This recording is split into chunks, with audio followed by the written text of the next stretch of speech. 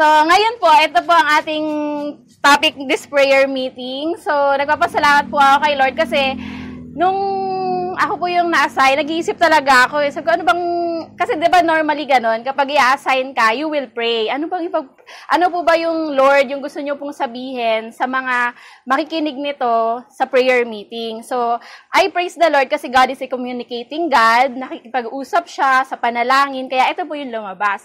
So, mula po dito, lahat po tayo, even me, ay matuto po sa sinabi ng isa sa mga naging sermon ng Lord doon sa Mount. Kung familiar po kayo doon sa Sermon on the Mount. Ayan. So with that po, basahin po muna natin yung ating main verse. Ayan. So, yung main verse po natin ay matatagpuan po sa Mateo chapter 7, verse 13 and 14. At yung title po ng isa sa mga sermon ni Lord po na yon ay yung Narrow Gate. Kung familiar na po kayo doon. So, ngayon pong gabi, hihimayin po natin kung ano po yung mensahe ng Lord mula po doon sa isa sa mga pinangaral niya na pinamagatang Narrow Gate po. Okay, so yun po ang goal po natin, na paglabas po natin sa tahanan ng mga kadasyo, may inspire po tayo, ito pala yung parang nire-remind sa akin ng Lord ngayong gabi na patungkol po doon sa Narrow Gate. So, with that po, tayo po muna ay manalangin. Yes, Lord, nagpapasalamat po kami, mahabaging Diyos ka po, mabiyayang Diyos ka po, Lord, mapagmahal na Diyos ka po. At kumakausap ka po ng mga lingkod mo, ng mga taong nagmamahal sa iyo. Kaya nga po ngayong gabi, Lord, kasihan niyo po nawa ang iyong salita. Tulungan niyo po kami, Lord, na mabuksan din po ang aming mga spirit, ang aming puso, ang aming isip. Nang sa ganun, Lord, mag-grasp po namin, makuha po namin, Panginoon, yung mensahe niyo po sa amin ngayong gabi. Salamat po. Ito po ang aming dalangin sa pangalan ni Jesus. Amen. Ayan po. So, konting background lang po bago po natin susugan yung Narrow Gate na sermon po ni Lord Jesus Christ po, no? So, ito po yung pinaka-background nun. So, kung maalala nyo po, si Lord Jesus Christ, yung tinatawag na Sermon of the Mount, sa isa sa mga una niyang naging ministry, siya po ay nangaral sa bundok. So, kung maalala nyo po, ang background po nun, simula nung Matthew, sa chapter 4, kung saan, siya po ay nag-fasting 40 days. Hindi po siya kumain, ang ginawa lang po niya, nag-pray. Sa loob ng 40 days, kumbaga, para simulan ng formal, bago simulan ng formal yung kanyang ministry. At alam natin po yung kwento, doon po, na tinempo siya ng kaaway. Pero ang magandang bagay po, of course, nagtagumpay po si Lord Jesus Christ. So, after po doon, official na po niyang sinimulan yung kanyang ministry. At ang una niya pong ministry ay yung nagsimula na po siyang mag-preach. After po nung temptation, after po nung fasting, at nalagpasan niya po yon, nagsimula na po siyang mangaral. At eto, actually, ang una niyang pinangaral, no? Eto, sabi niya, sa Matthew chapter 4, verse 17, ang una niyang tinuro, repent. Repent. Repent. For that time on, Jesus began to preach, repent, for the kingdom of heaven has come near. So, yun agad. Parang boom. Yun agad yung unang topic ng Lord Jesus Christ. So, kasunod po nun, so, as time goes by, di ba po, naglalakbay siya. Mag-isa lang siya that time po muna nung unang mga sabak niya sa ministry. Ngayon, habang naglalakad siya po dun sa Sea of Galilee, dun niya po nakilala yung mga una niyang disciples. At alam po natin yung kwento ng mga una niya pong disciples ay yung mga magkakapatid. Sina Peter at si Andrew, at sina James at si John. Dito natuwa nga po ako kasi totoo talaga na kapag ang Lord tumawag, pamipamilya siya. Kasi nakita po natin dito na ang una niyang tinawag ng mga disipulo niya ay magkapatid. So, napakagandang inspirasyon yun sa atin, kapag tayo pasanin natin na maligtas din yung ating mga kapamilya, isipin natin, kalooban yun ng Lord. Kalooban yun ng Lord. Maliligtas sila. So, kailangan lang natin gawin yung part natin. Ano po? So, yun po. So, after niyang tawagin yung maunang disciples niya, so, eto na, may kasama na si Lord Jesus Christ na nangangaral, nagmi-ministry.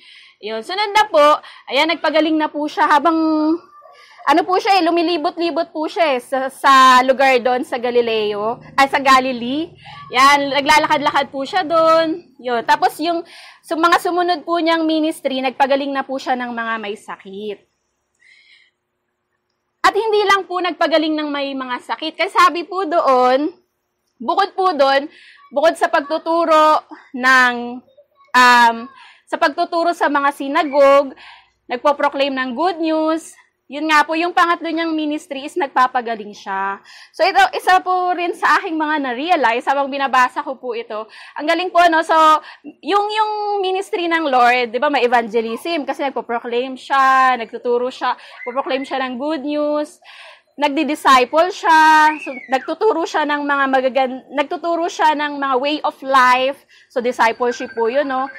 Tapos, bukod po doon, so, evangelism, discipleship, nagpapagaling din po siya. So, napakaganda rin pong ministry pala para dumami tayo. Yung nagpipray din tayo sa mga may sakit. Siyempre, hindi naman po tayo yung magpapagaling dahil ang Lord Jesus Christ ang magpapagaling. Pero isa po yung paraan kung paano kumalat yung ministry ng Lord Jesus Christ. Kasi kung isipin nyo nga naman po, di ba, himala yung mga ginagawa ng Lord, mga miracles yon na na-amaze yung mga tao. Kaya nga po sabi dito, nag-spread yung balita, nag-spread yung kwento patungkol kay Lord Jesus Christ at marami po yung humanga sa Kanya.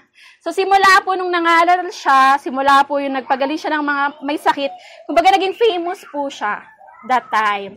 At naging famous po siya, marami po yung sumunod sa Kanya. Marami po yung, marami po yung na-amaze, marami po yung na-curious. Kaya siguro yung iba, no, kunyari kung kayo po yung nabubuhay during that time, sabihin nyo po, ay, may schedule si Lord Jesus Christ doon, punta tayo. Kasi ganon nila na-appreciate si Lord Jesus Christ that time. At ganon sila na-amaze. Kaya kahit siguro saan pumunta si Lord Jesus Christ, susunod sila. Kaya true enough, kung alam niyo po yung sumunod na kwento, sabi dito, large crowds na po ang tawag. Ang dami na pong tao. So, kaya large crowds na po yung sumusunod kay Lord Jesus Christ. So, sobrang amazement nila sa mga ginagawa ng Lord through His ministry that time. Kaya nga po, ito na yung naging discipleship venue.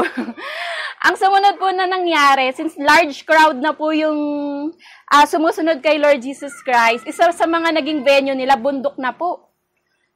At ito po yung picture. Si Lord, nakita niya, daming tao. So, hindi ko lang po alam, no? Siyempre, magkaiba po yung panahon noon at panahon ngayon. Hindi ko lang po alam kung paano yung setting nila, kung may microphone ba sila or wala, kung abot ng boses ng Lord yung mga tao. Pero hindi ko na po problema yun. Basta ang sinasabi dito, marami na po ang nakikinig at marami na po ang na-amaze sa mga turo ni Lord Jesus Christ. Actually, totoo po yan Kasi Kasi ngayon po, nahihilig po ako sa pakikinig ng podcast. So, ang schedule ko po every Monday, since di ba po pag linggo nasa kids room po ako, no? So, hindi ko po minsan nakapapakinggan yung preaching. So, ang schedule ko po every Monday, ina-open ko po yung live ng church natin, nakikinig ako. Pero sometimes, sabi ko parang gusto ko pa. So, nagsa-search ako ng iba pang mga preaching, podcast, at marami na po ako napakinggan ng mga pastor. Pero may isa pong pastor akong kinabiliban. Hindi naman po idol, Pero na-amaze lang ako sa the way ng pagpipreach niya kasi bukod sa kumbaga, practical, direct to the point, may humor din po siya. Kumbaga, meron siyang humor. Ano yung humor? Na may comedy, kumbaga, pero align naman po dun sa topic. So, parang ganun po parang yung mga tao that time, natuwa sila sa turo ni Lord Jesus Christ, kaya sinusundan-sundan nila. Kasi ako ngayon po, pag nagpa-podcast ako, ang una kong hinahanap yung pastor na yun. Siyempre, bukod po sa mga pastor natin, sinesearch ko muna saan yung podcast, ano yung mga latest na podcast ng pastor na yan. So, yun po, parang ganun po yung, kung kayo po yung kabilang, kung i-imagine niyo po kung kayo po yung isa sa mga tao na nakikinig that time. Hinga lang ako. So, ayan. So, yun na nga, nagpipreach na po si Lord Jesus Christ sa crowd. At makikita po natin dito, napakarami pong tao ang nakikinig na po sa Kanya. Ayan. At nung pinag-aralan ko po yung kwento na to, nagulat ako kasi yung Sermon of the Mount itself ay compose po siya ng 20 pirasong sermon, 20 devotion. At though hindi naman po specifically sinabi doon na, pero most probably, malaki ang chance at mataas ang chance na isang araw lang po kinuha ng Lord yan, yung 20 devotions na yan, doon sa bundok kung saan siya nangaral. So, imagine niyo po, no? Actually, ano naman po yan during that time, it's a norm. Normal po sa kanila na makinig ng kumbaga, mga preaching, sermon, the whole day. Kasi kung maalala nyo, diba po, sa panahon nila ni Nehemiah, isang buong araw, binabasa lang yung scripture, tapos sila nakikinig lang. Tapos kung maalala nyo, sa kwento nila Pablo sa New Testament, may nakatulog kasi magdamag, pinipreach at nahulog na dead. So, normal po sa kanila yung ganyang atmosphere na ganon sila, ganon po yung way of life nila na kaya nilang tumagal, na nakikinig. Oo nga, kasi nga naman ngayon, di ba, dami ng distraction, may cellphone na, may gadgets na, may internet na. During that time, ano lang naman yung pinagkakabala nila. So, it's a norm. Pero ngayon matukahan ka lang ng isang devotion, dami mo pang excuse, uy, buta ko, gano'n. Pero that time, ganon sila ang tawag dito, siguro kung nabubuhay tayo that time, puspus ka, kasi biruin mo 20 sermons yung pinakinggan mo sa isang upuan, kung di ka pa ba naman, di ba? Holy of holy. Kaya yun po yung, doon ako na-amaze. Kasi sabi ko, wow, ang dami nung crowd, tapos hindi lang isa yung preach ni Lord Jesus Christ, 20.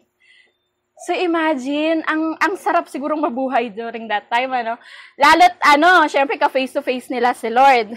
Pero ayun nga, so moving forward, so 20 sermons po yung tinakil ni Lord Jesus Christ. Ayan, so hindi ko naman po isa-isahin yung 20, So eto po yun, sinamarize ko lang po. Ayan, so the Beatitudes, Salt and Light, Jesus fulfilled the law, anger and murder, tinuro niya rin po yan. At lust and adultery, divorce. At actually, ito po yung focus natin. Yung pang chapter 7, verse 13 and 14, which is the narrow gate. Pero gusto ko lang po i-highlight yung tatlo kasi na-amaze ako Kasi during that time, di ba, bagong preacher lang si Lord Jesus Christ Pero, ito yung sekreto ni Lord Jesus Christ kung bakit kahit bago siyang preacher, kahit bago siyang teacher, na-amaze yung mga tao sa kanya. Kasi tignan nyo, kumbaga yung mga sa salita ngayon, mga pasabog ba? Mga pasabog ni Lord Jesus Christ. Kasi nung tinuro niya tong Jesus fulfilled the law, ito agad yung sinabi niya, do not think that I have come to abolish the law or the prophets. I have not come to abolish them, but to fulfill them. So siguro yung mga tao that time, ano daw?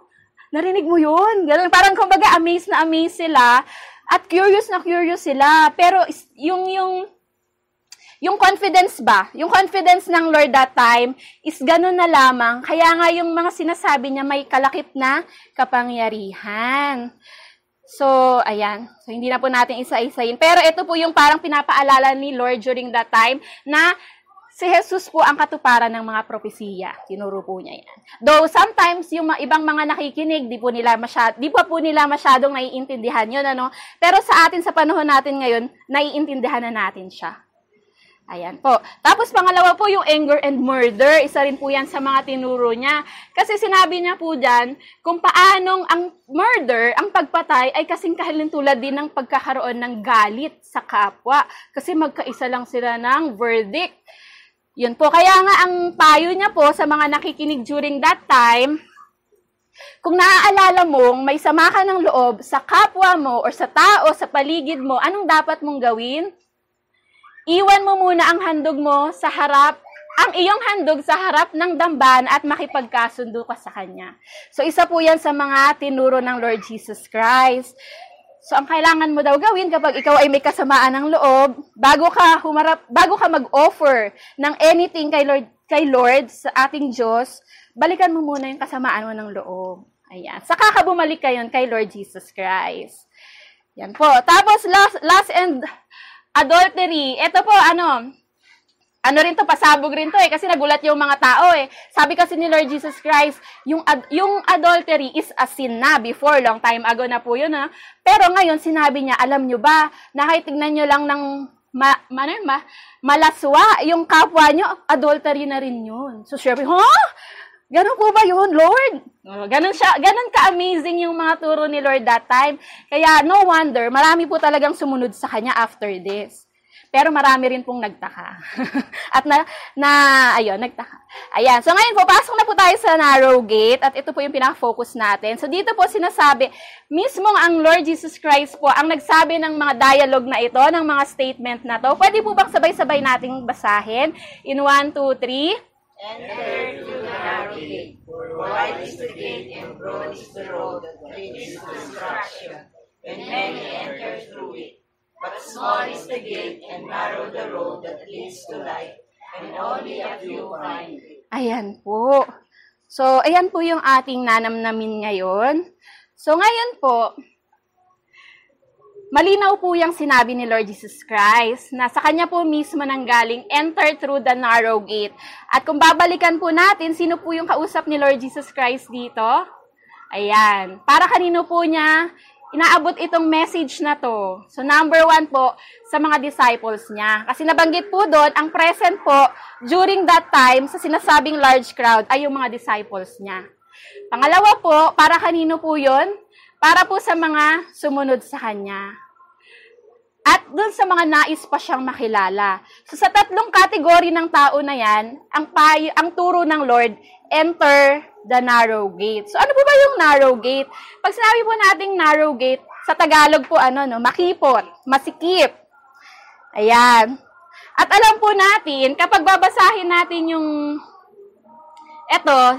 madali nating maintindihan agad yung ibig sabihin, no? So, merong narrow gate at merong wide gate, malapad na gate. Ayan. So, merong narrow gate or path or road, kalsada. Meron ding malaki na gate, na path, na kalsada. So, ayan po. So, kung babasahin nyo po yan, again, alam ko po, lahat po tayo sasabihin, mahirap po yun. Enter the narrow gate. Mahirap, madali. Mahirap. Kasi ganito, imagine niyo po. Ayan, ito po yung gate natin sa church, Di ba? Ang ganda. Ganda pala sa picture, in fairness. Kung titignan nyo po yung gate natin, napaka-bless natin kasi hindi lang isa yung gate natin. Ilan yan? 1, 2, 3. Ayan. Ngayon, imagine nyo lang po, kung one day, lumiit po yung gate na yan. Lumiit po yung gate natin. Ano kayang magiging reaction nyo? Kung ba kumipot to, naku, malamang sa malamang, tatakbo kayo kay Tatay Boy. Tatay Boy, yung gate! Pakilakihan! O kaya, tatakbo kayo sa BOT. BOT, palabas naman ng budget, pakilakihan naman yung gate. Kasi po, totoo naman, di ba? Kapag yung pasukan po maliit, mahirap pumasok. Masikip. Kumpara doon sa malaki yung gate, malaki yung daan, mas madali nga namang pumasok. Kasi di ba po, madaling isipin na kapag malaki yung gate, malaki yung road, malaki yung daan, pag marami kang dala, mas madali. Tama? Hindi masikip. Kayang-kaya mong ipasok kahit gaano karami yan. At ang katotohanan is that, marami nga yung talagang pumupunta doon sa choice na yon, doon sa malaking road. Kasi syempre, marami silang bit-bit. Ayaw nilang mahirapan, ayaw nilang makipagdikdikan. Gusto nila, pagpasok nila, smooth lang, hindi sila mahirapan.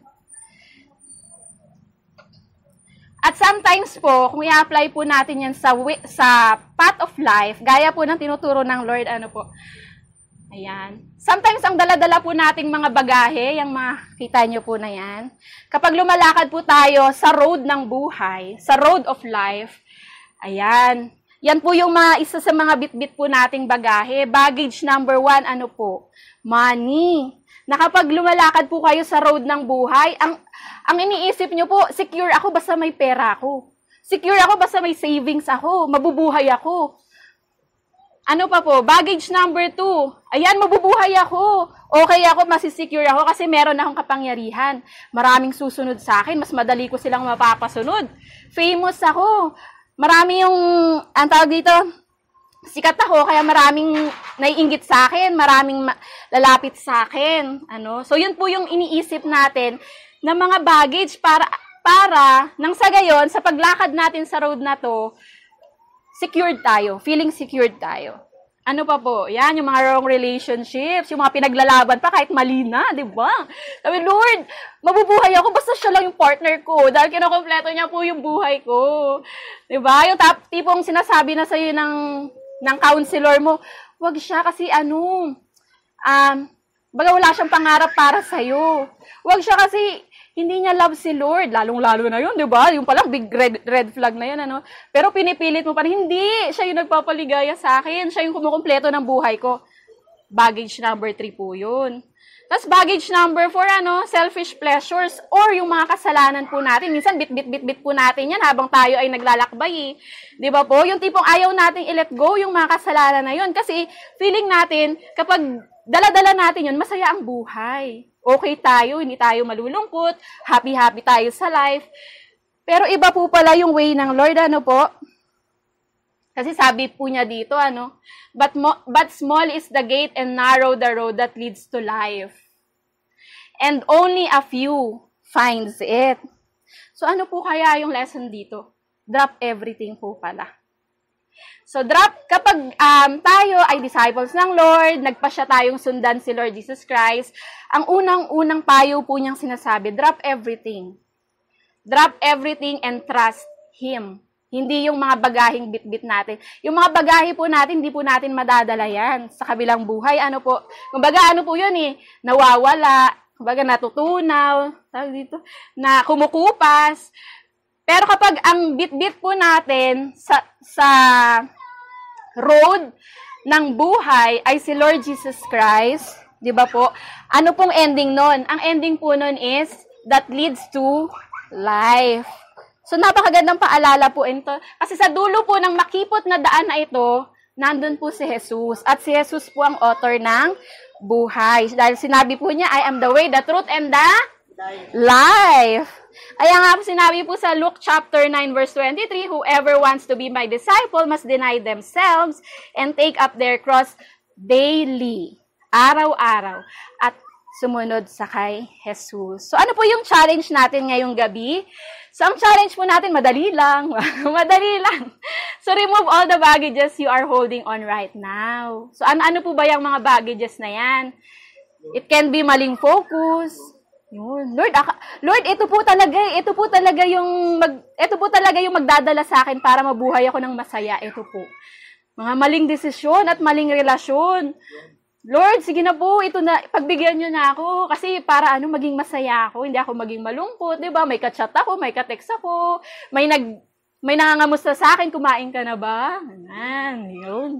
Parang may nakaka-relate dito, Ayan, tsaka yung mga kasalanan po. So, i-let go po natin yan. Let it go, let it go.